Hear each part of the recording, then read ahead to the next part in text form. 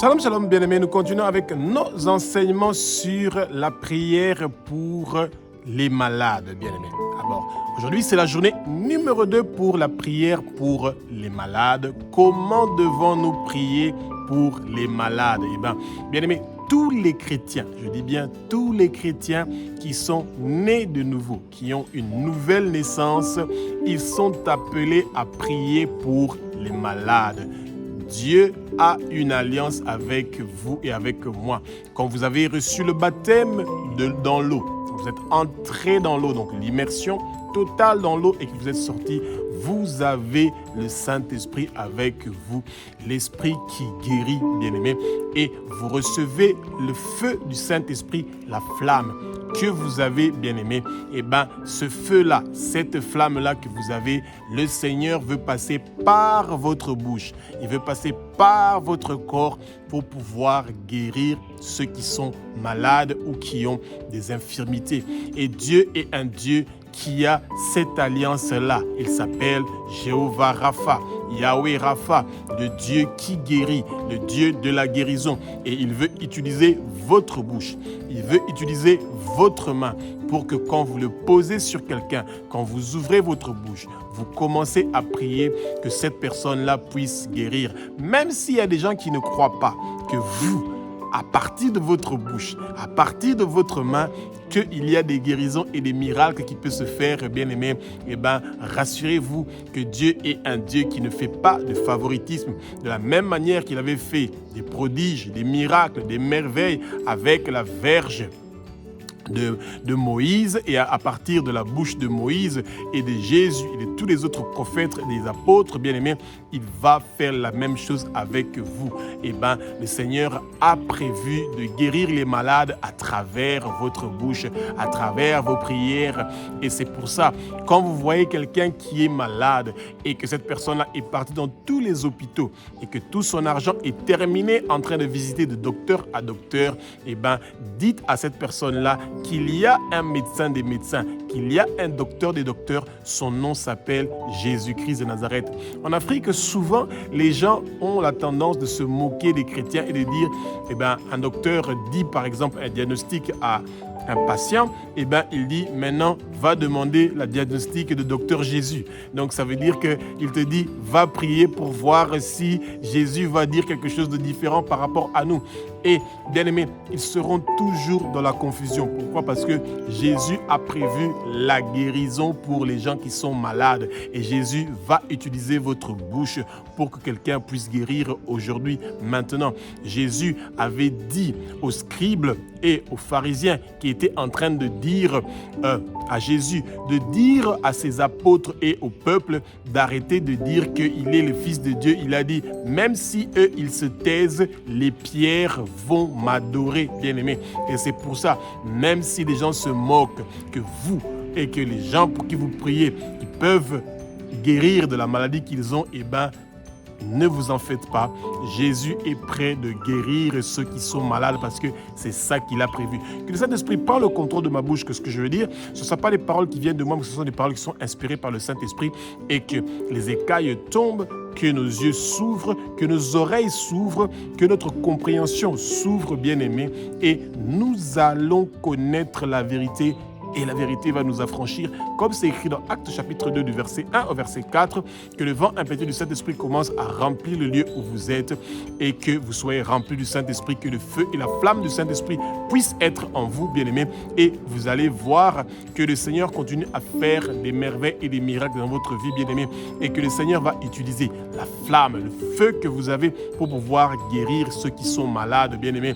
Et bien, la prière pour les malades que vous êtes en train de faire tôt le matin, entre 3h et 6h du matin, ou entre 6h du matin et 9h du matin, ou entre 18h le soir jusqu'à 21h le soir, c'est le moment où nous sommes visités par une puissance de guérison qui vient pour faire des merveilles et des miracles, bien-aimés. La première veille du matin ou la première veille du soir, ce sont les moments où le Seigneur est en train de faire descendre ses guérisons parmi son peuple et vous pouvez profiter de cette occasion-là pour pouvoir prier pour ceux qui sont malades. Si notre bouche ne s'ouvre pas, si nous ne disons rien, il n'y aura rien qui va se passer. Mais je sais que vous et moi, nous avons compris que nous devons ouvrir notre bouche pour que les malades puissent guérir au nom de Jésus, que Dieu a resté des morts selon les Saintes Écritures. Alléluia. Exode chapitre 15 au verset 26, Jésus-Christ de Nazareth, le roi des rois, le Saint du Seigneur, nous invite à avoir la foi. Nous que Jésus a délivrés par son sang précieux sur la croix de Golgotha, il nous a donné le pouvoir, bien-aimés, de guérir les malades. Et nous devons avoir la foi, bien-aimés, que quand nous ouvrons notre bouche pour dire maladie, cancer, diabète, peu importe la maladie qui est dans le corps de cette personne, je t'ordonne, je te commande, au nom de Jésus, que Dieu a resté des morts selon les Saintes Écritures, quitte cette personne, tu le lâches au nom de Jésus. Bien-aimé, et vous allez voir qu'est-ce qui va se passer, bien-aimé. Que cette maladie-là quitte la personne pour qui vous êtes en train de prier aujourd'hui, maintenant, au nom de Jésus. Jésus est le Dieu qui guérit. La volonté de Jésus est que les gens aient la guérison. Bien-aimé, il y a des chrétiens qui sont en train de développer une phobie de croire que la volonté de Dieu est qu'ils meurent prématurés, qu'ils soient malades, qu'ils vivent des difficultés, qu'ils vivent des épreuves, et ils donnent l'exemple de Job, etc., etc., etc. Bien-aimé, la volonté de Dieu n'est pas que nous soyons malades, non. Dieu ne veut pas que nous soyons malades. Dieu veut que nous soyons en bonne santé. Dieu ne veut pas que nous ayons des problèmes. Dieu veut absolument que nous soyons bien, que nous ayons une vie paisible et tranquille. Mais ce mais-là vient de quoi? Nous devons avoir la foi. Nous devons ouvrir notre bouche. Nous devons demander pour recevoir. Nous devons chercher pour trouver. Nous devons frapper la porte pour qu'on nous ouvre. Mais qu'est-ce qui se passe? Les chrétiens ont ce pouvoir-là de prier pour les malades, de prier pour que les gens puissent guérir des maladies qui sont en train de leur déranger. Mais les chrétiens n'osent plus. Ils ont le doute. Ils pensent seulement que le don de guérison appartient à leurs pasteurs, à leurs apôtres, à leurs évangélistes ou à leurs bergers. Non. Faites très attention, bien-aimés. Le Seigneur nous a donné une puissance merveilleuse, formidable, redoutable, que nous devons utiliser pour que les gens puissent guérir. C'est triste quand vous voyez quelqu'un qui est malade et que vous êtes un chrétien et que vous ne pouvez pas dire « Père, cette personne-là est malade ». Touche son cœur. Lave son cœur avec ton sang précieux, qu'il reçoit Jésus comme le Fils de Dieu, comme celui qui a versé son sang sur la croix de Golgotha pour lui. Pardonne ses péchés, pardonne le péché de ses parents, pardonne le péché de ses ancêtres, et que maintenant que le Satan lâche cette personne et que cette personne se met debout et qu'il commence à marcher et qu'il soit guéri maintenant de quelle que soit la maladie qui dérange son corps au nom de Jésus. Bien-aimé, en ce moment-là, vous n'avez aucune idée que la parole que vous venez de dire, ce que vous avez dit sur terre, dans le ciel, quelque chose se passait. Parce que vous avez délié quelque chose ici sur terre, dans le ciel aussi c'est délié. Vous avez arraché cette maladie-là, cette difficulté-là, cette douleur-là du corps de cette personne-là. C'est jeté au feu au nom puissant de Jésus. Tout arbre qui n'a pas été planté par notre Père, cet arbre-là est déraciné de nos vies, de la vie de la personne pour qui vous priez, et c'est jeté au feu, et cette personne-là reçoit aujourd'hui, maintenant, immédiatement sa guérison miraculeuse au nom de Jésus. Marc chapitre 16 au verset 15, bien-aimés, le peuple de Dieu doit comprendre quelque chose. Que Jésus nous invite à propager son évangile dans chaque recoin du monde entier. L'évangile de Jésus s'accompagne toujours avec sa parole. Nous parlons de la parole de Jésus. Nous parlons de ce que Jésus a dit, ce que Jésus a fait. Et il y a des conversions qui se passent. Quand les gens sont convertis, c'est la première guérison que les gens reçoivent parce qu'ils quittent les ténèbres pour venir vers la lumière. Et après cela, quand les gens entendent la prédication, la parole de l'évangile, bien-aimé, il y a des guérisons qui se passent au même moment où les gens sont en train d'entendre l'évangile de Jésus.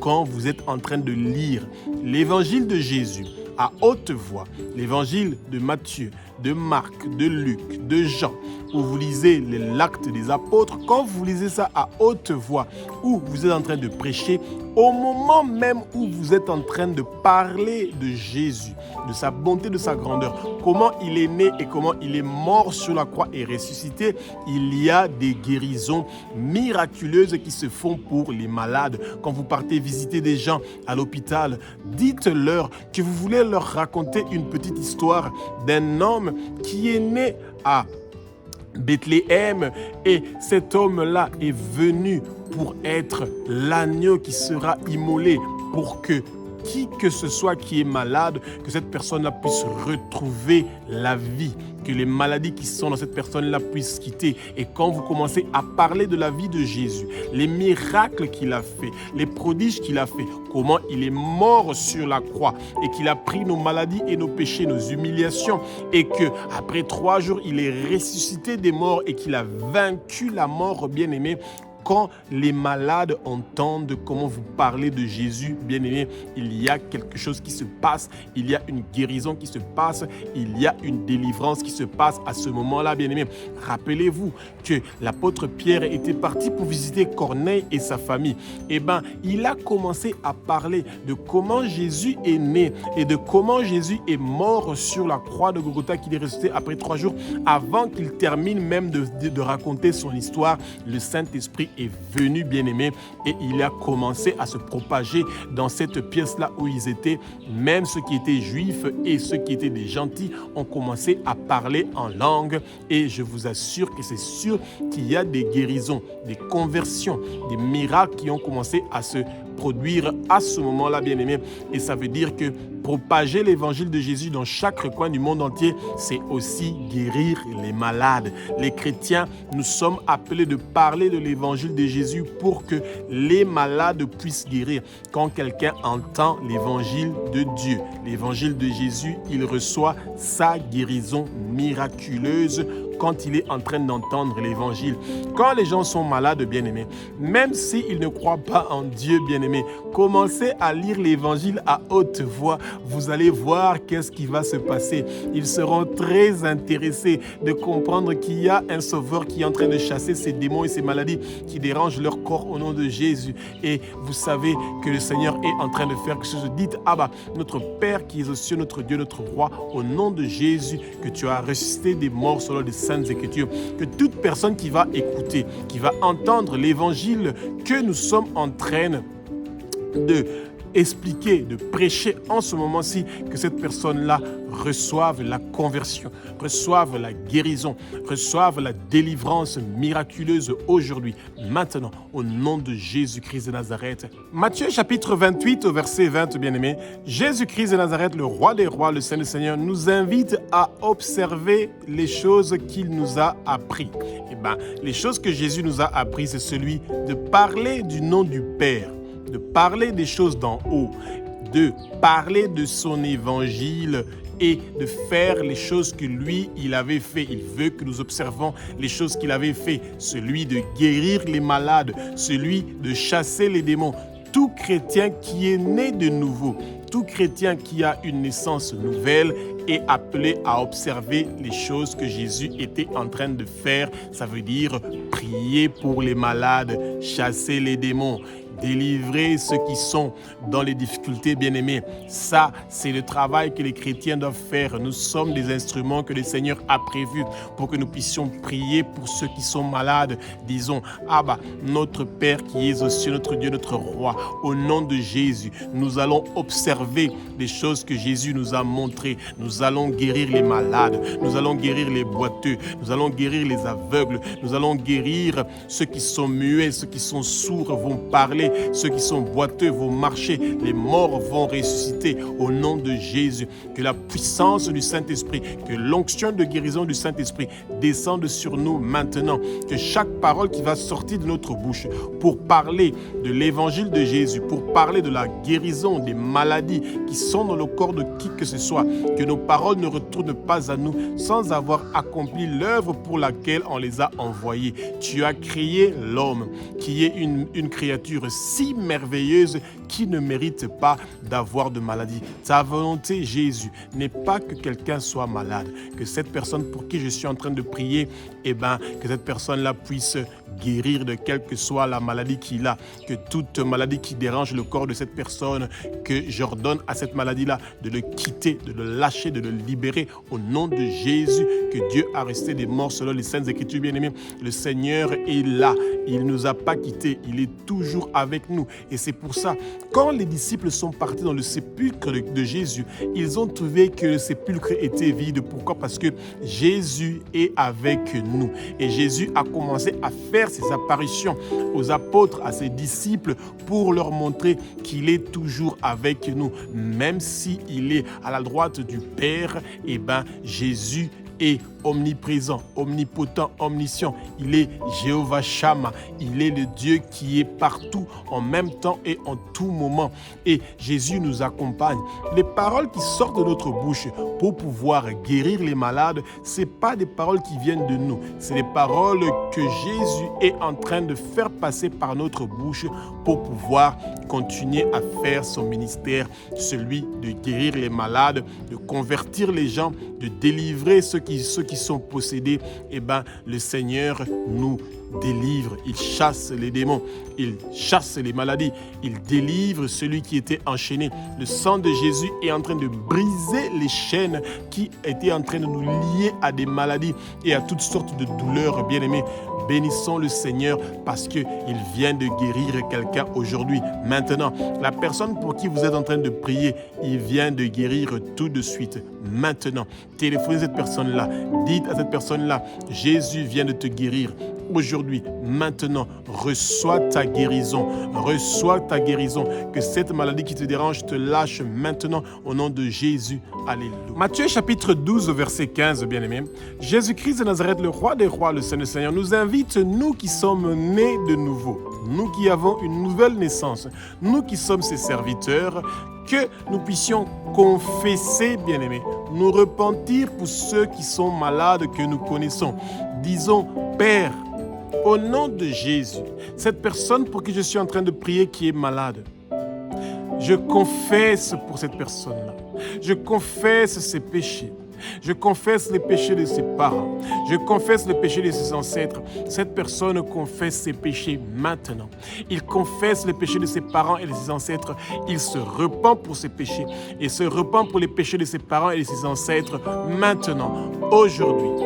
Que tout le travail que le Satan a fait contre cette personne-là, que cela soit effacé par le sang précieux de Jésus. Seigneur Jésus, la personne pour qui je suis en train de prier, pour que la maladie qui lui dérange puisse le quitter, le lâcher aujourd'hui, maintenant, cette personne-là est en train d'être lavée par le sang précieux de Jésus. Cette personne-là pardonne toute personne qui l'a offensé, qui l'a fait du mal, qui l'a blessé, et que maintenant le Satan et toute maladie qui dérange cette personne le lâche, le quitte aujourd'hui, maintenant, au nom puissant de Jésus de Nazareth. Bien-aimé, le Satan ne veut pas que le peuple de Dieu puisse comprendre que Jésus a prévu que vous et moi, que nous les chrétiens, nous pouvons confesser et nous repentir pour les autres qui sont malades, qui sont affaiblis, qui n'ont plus la force de pouvoir parler, de pouvoir bouger. Mais le Seigneur est mort sur la croix de Golgotha.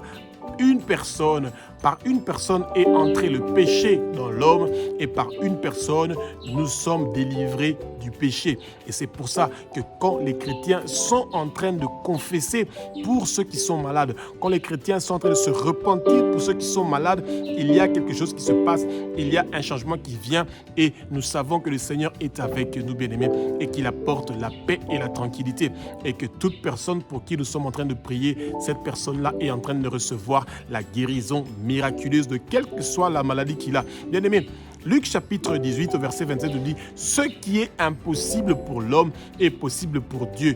Eh bien, la personne pour qui vous êtes en train de prier est sûrement partie voir beaucoup de médecins. Dans beaucoup d'endroits, la personne là est partie et il n'a pas ou elle n'a pas trouvé de solution. Mais rassurez-vous que nous prions un Jésus qui a les solutions à peu importe les problèmes que les gens sont en train de traverser. Jésus a une solution. Jésus est la solution. Jésus est le médecin par excellence. Jésus est Seigneur. Jésus est Seigneur. Jésus est Seigneur, bien-aimé, et il est en train de guérir la personne pour qui vous êtes en train de prier maintenant. Ayez la foi que les paroles que vous avez prononcées maintenant pour la guérison de cette personne qui est malade, cette personne est en train de guérir aujourd'hui, maintenant. Et parce que vous êtes quelqu'un qui a cru en Jésus, Jésus vous a utilisé comme son instrument pour que la guérison miraculeuse puisse venir aujourd'hui, maintenant, dans la vie de cette personne-là. Alléluia. Hébreux chapitre 10, verset 7, bien-aimés. Jésus-Christ de Nazareth, le roi des rois, le Seigneur, nous invite à faire la volonté de Dieu. Et la volonté de Dieu, bien-aimés, c'est de nous rappeler ce que nous avons dit au début de l'émission, dans Exode chapitre 15, verset 26, la volonté de Dieu est que nous puissions guérir de peu importe la maladie que nous avons, bien-aimés. Et la volonté de Dieu est que nous puissions prier pour ceux qui sont malades.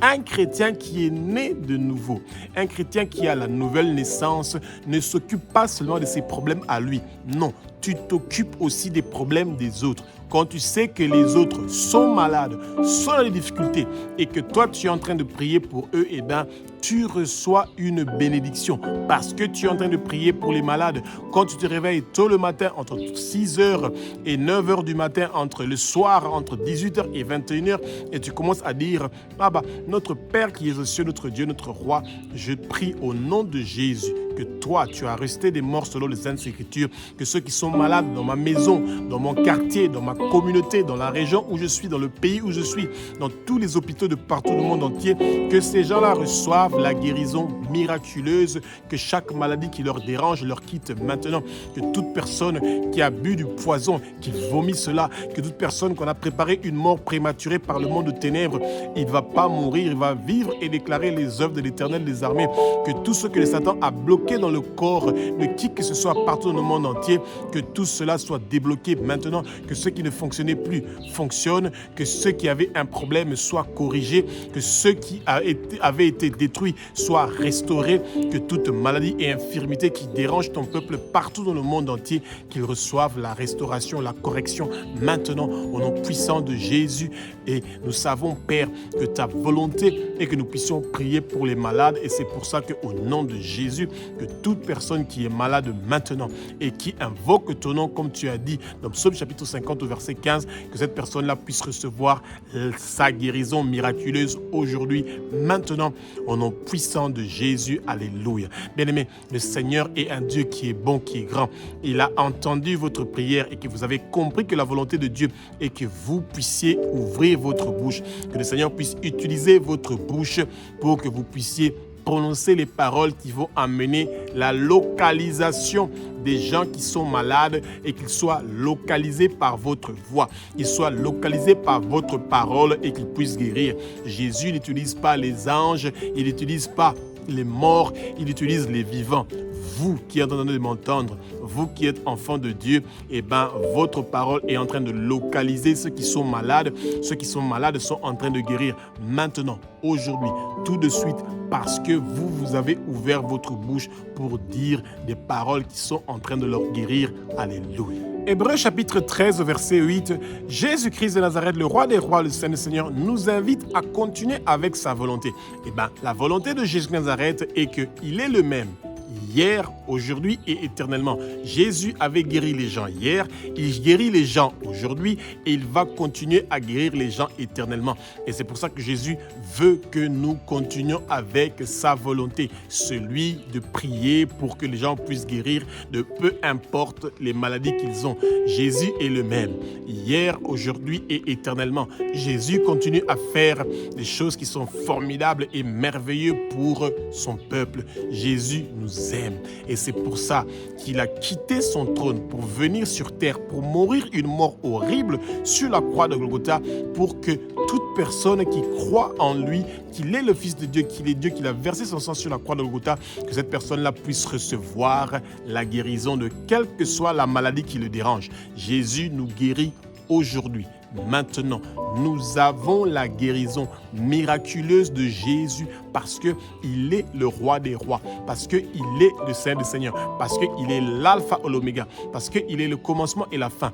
Tout ce que le monde de ténèbres a prévu contre la personne pour qui vous êtes en train de prier maintenant, bien-aimé, la personne là reçoit sa guérison miraculeuse. Que les chaînes qui avaient attaché les pieds, les mains, le cou et fermé la bouche de la personne pour qui vous êtes en train de prier, que ces chaînes-là soient brisées par le sang précieux de Jésus. Que la cage spirituelle, que les prisons spirituelles, que cette personne pour qui vous êtes en train de prier, on l'avait mis dedans, que le tremblement de terre le plus grand et le plus violent de Jésus se lève et commence à briser les fondements de ces cages spirituelles, de ces prisons spirituelles, et la personne pour qui vous priez, bien-aimé, est en train de sortir de ces cages et de ces prisons spirituelles-là aujourd'hui, maintenant, au nom puissant de Jésus. Bien-aimé, le Seigneur vous aime et c'est pour ça qu'il vous utilise pour que vous continuez avec sa volonté, celui de prier pour les malades, celui de guérir ceux qui sont dans les difficultés. Bien-aimés, si vous et moi, nous fermons notre bouche, nous ne parlons pas, nous n'utilisons pas la voix, les paroles que le Seigneur a mis en nous pour que les gens puissent recevoir la guérison de leur maladie, qui va parler à notre place? Le Seigneur a besoin de nous. Et bien, le Seigneur est en train de chercher quelqu'un pour envoyer, pour pouvoir prier pour les malades, pour pouvoir prier pour ceux qui sont en train de vivre des moments difficiles dans leur vie, qui ont une douleur terrible, qui ont des problèmes incroyables. Mais votre voix va faire la différence. Vos paroles que vous prononcez pour que quelqu'un puisse guérir d'une maladie, ces paroles-là ne vont pas revenir à vous sans avoir accompli l'œuvre pour laquelle vous les avez envoyées. Celui que cette personne-là, pour qui vous priez, pour qui vous avez dit des bonnes paroles, pour qu'il puisse être localisé par l'onction de guérison du Saint-Esprit. Alléluia. Hébreux chapitre 2 au verset 17, Jésus-Christ de Nazareth, le roi des rois, le Saint-Seigneur, nous invite à être des bons sacrificateurs. Les sacrificateurs, ce sont des serviteurs de lui, Jésus-Christ de Nazareth. Nous devons avoir le miséricordieux comme Dieu est un Dieu qui est miséricorde, lent à la colère, riche en bonté. Les chrétiens de nos jours, quand ils voient des gens qui sont malades, ils se sentent indifférents. Ça ne leur dérange pas de voir que des gens sont malades. Ça ne leur dérange pas de voir que des gens sont dans des difficultés, qu'ils ont des douleurs. Pourtant, eux, ils ont la connaissance. Nous avons la connaissance que nous prions un Dieu qui a fait de nous des sacrificateurs et que notre parole, la parole qui sort de notre bouche, peut guérir quelqu'un, peut changer la vie de quelqu'un, peut enlever la douleur de quelqu'un. N'ayez pas le doute, nous devons avoir la foi que Jésus a fait de nous des sacrificateurs puissants et que parce que nous avons la même pitié que Jésus a eu pour nous pour pouvoir nous délivrer, nous aussi, nous que nos yeux sont ouverts, que nos oreilles sont ouvertes, que notre compréhension est présente, nous devons comprendre que nous sommes des instruments que le Seigneur est en train d'utiliser pour pouvoir guérir quelqu'un qui est malade aujourd'hui. Que toute personne qui est malade, pour qui vous êtes en train de prier, bien-aimé, que cette personne-là soit localisée par l'onction de guérison du Saint-Esprit aujourd'hui, maintenant, au nom puissant de Jésus, bien-aimé, entre 6h du matin et 9h du matin, à la première veille du matin, entre 18h et 21h, à la première veille du soir, le Seigneur veut que vous vous mettez à genoux, que vous levez vos mains et que vous dites, Seigneur, les personnes qui sont malades pour qui je suis en train de prier, aie pitié d'eux. Pardonne leurs péchés, pardonne le péché de leurs parents et de leurs ancêtres. Et maintenant, eux aussi, comme ils ont été lavés par le sang précieux de Jésus, eux aussi pardonnent à toute personne qui les a fait du mal, qui les a blessés, qui les a offensés.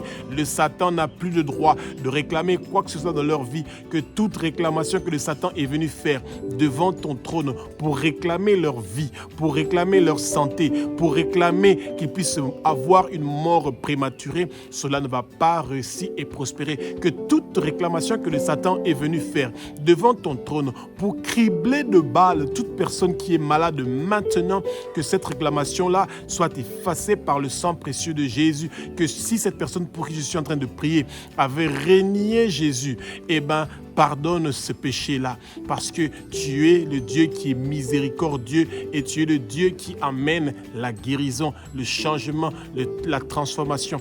Que maintenant, localise cette personne pour qui je suis en train de prier, pour que cette personne-là puisse avoir la guérison et que ton nom soit glorifié parce que cette personne-là va témoigner que Jésus l'a guéri. Bien-aimé, ne baissons pas les bras. Continuons à travailler, à faire la volonté de Dieu, à faire la volonté de Jésus. Jésus est le même, hier, aujourd'hui et éternellement. De la même façon qu'il a utilisé puissamment les disciples, les apôtres, il veut aussi vous utiliser aujourd'hui. Il veut utiliser votre foi, il veut utiliser votre parole, il veut utiliser votre voix pour que quelque chose se passe avec les gens qui sont malades. Bien-aimés, ne sous-estimez pas la puissance que vous avez. Vous avez une grande puissance. Vos paroles ont une grande puissance. Chaque parole qui sort de votre bouche pour demander la guérison de quelle que soit la maladie de qui que ce soit qui est malade, le Seigneur va exaucer votre prière. Alléluia.